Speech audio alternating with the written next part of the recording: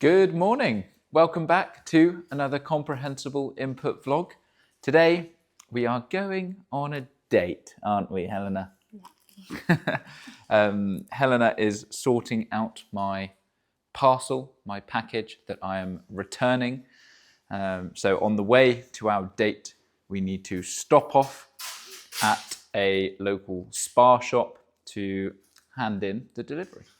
So we're going on a date for a very special reason, and we will tell you all about this in the car because it is already 9:30 and we've been very slow, so we need to get going. Eleanor's looking for a snack because she gets hangry. What did you find in the cupboard, Hen? A little Kit Kat bar. And before we leave, don't forget that all of the vocabulary popping up on screen is in the description of this video. So I am reversing out of my driveway. I need to check both ways to make sure a car isn't coming so that nobody crashes into us. And then now we can set off. So we are going on a date for brunch. So breakfast, lunch, brunch. We're going to a place called Seaview Farm Shop, and farm shops are quite common in the UK, and they often sell, well, they always sell farm produce, so farm products. So mainly vegetables, that's what I think. Vegetables and meat. And eggs. Eggs, dairy, so everything that's related to milk, cheese and all of that. But this farm shop also has a restaurant cafe sort of thing as well. And as you might be able to guess by the name Seaview Farm Shop, there is normally a view of the sea. Now, the weather today is crap, like it normally is in the UK. It's raining, but there's not any fog from what we can see so far. So hopefully we will actually have a view of the sea. And we're doing this for a very special reason, aren't we, Helena? So the other day, when was it? Was it 2 weeks ago? Last Monday, so a week and a half ago, I think. So a week and a half ago. Falling. Oh, we've fallen over. Oh no. You might have to hold it. Okay. Okay, we'll be quick explaining this. So a week and a half ago, Helena's first ever paper was officially accepted into the journal without any revisions. So that means she doesn't need to make any more changes, and it's been with the journal for a while and it's been published. Kind of. Yeah. Kind of. So there is a link where you can click the link and you can read the paper online, so it is all official.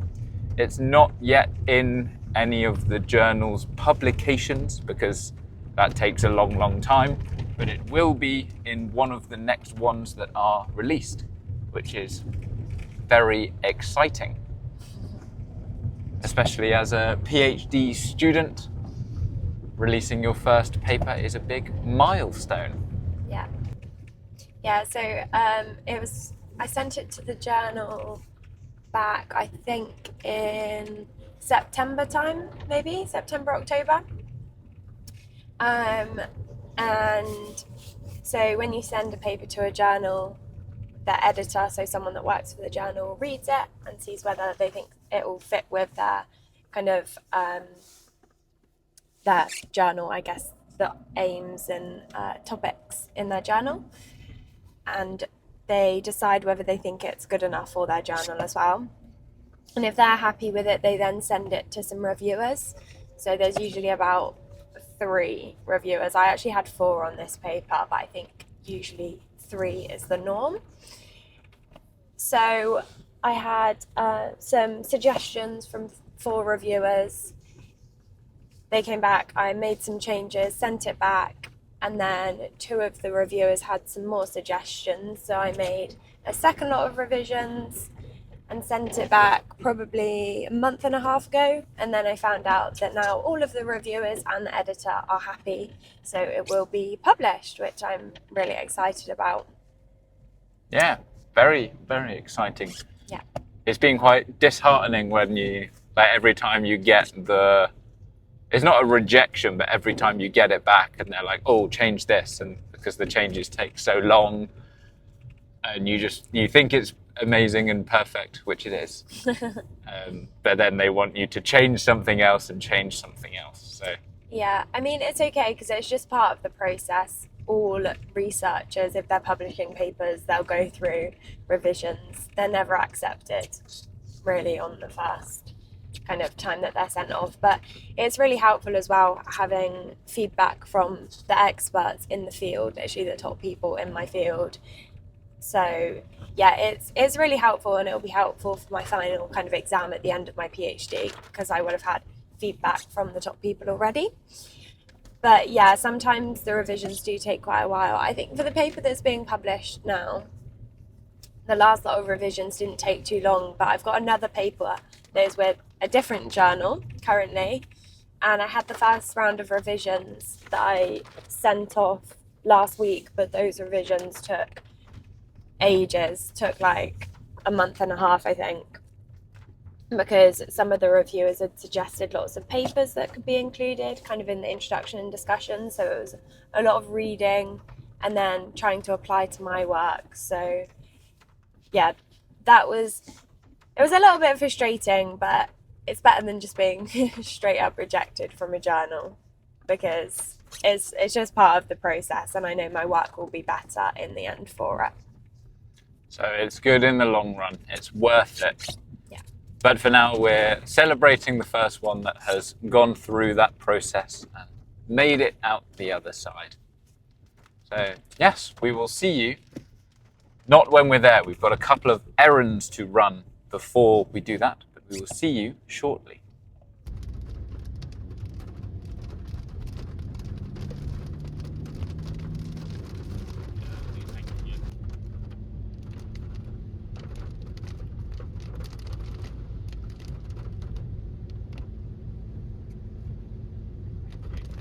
A couple of weeks ago, I took a meal to my dad's house from my mum's house in this dish, and I kept forgetting to bring it back to my mum's house. So I'm doing that now. My mum came to my dad's house yesterday and we got it out and put it on the table so that she wouldn't forget it, and she forgot it. So I'm bringing it now.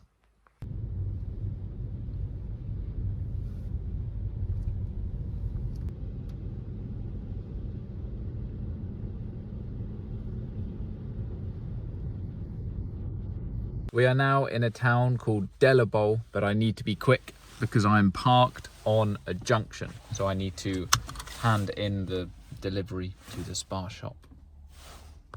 Okay, we have arrived, but it's raining, so I don't want to show you the car park fully and what it looks like from the outside. But it's a massive building that looks like a big barn, but I'll try to film some of inside. It's quite nerve-wracking filming in public, so I'll have to try and make it not look very obvious. I'll have to do it quite discreetly.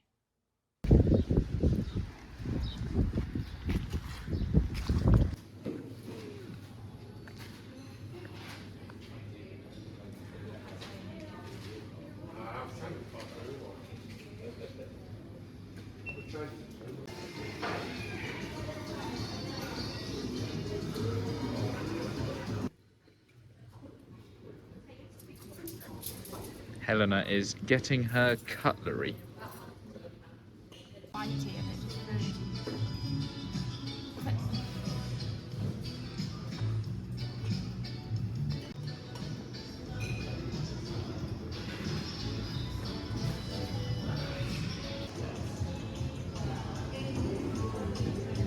What did you get, Hen?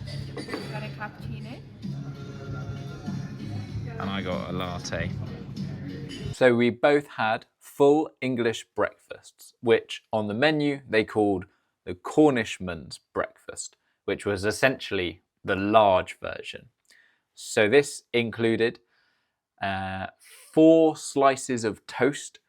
So I guess two slices of toast, but 4 halves, and 2 fried eggs, 2 sausages, 2 pieces of bacon, some baked beans, some mushrooms, half a tomato, and I think that was it. So normally with a full English breakfast, you have hash browns as well. Usually you don't really make those at home. Most people don't have hash browns at home. Some people do that are very committed to full English breakfasts. But whenever you buy one at a restaurant or a cafe, or you have it at a hotel or something like that, they will normally have hash browns. That was really the only thing that was missing. But it was very nice. So because it was a farm shop, all of the ingredients were locally sourced. So they were from the area. So they were all very, very nice. And the coffee was great as well. As you could see, it looked very nice. The view did improve. The clouds lifted, or the rain disappeared. I don't know if it was cloud or rain that was blocking the view, but that disappeared just enough for us to see the coastline and to see the sea a little bit, which was very nice. And it was a very nice atmosphere in there. Everything was made of wood, but good thick bits of wood that were not very refined, let's say. So it didn't seem very kind of industrial. It seemed very like raw, which is quite nice. It creates a very nice atmosphere. And they lit the fire as well. That's always a nice touch. So yeah, that was our date. Thank you guys. Thanks for watching. Let me know in the comments, what do you normally have in your country when you go out for brunch? What is it? What is typical for you guys to eat? Thanks for watching. Don't forget, all of the vocabulary is in the description, and I will see you in the next video.